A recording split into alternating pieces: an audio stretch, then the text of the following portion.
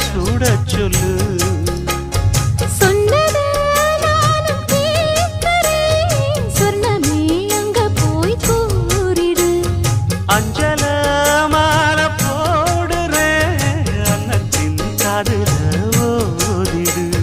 மாமே நினைப்புத்தான் மாசக்கணக்கிலே பாடாப்படுத்துதென்னையே. புது பூவா வெடிச்ச பெண்ணையே. ஆலப்போல் மேலப்போல்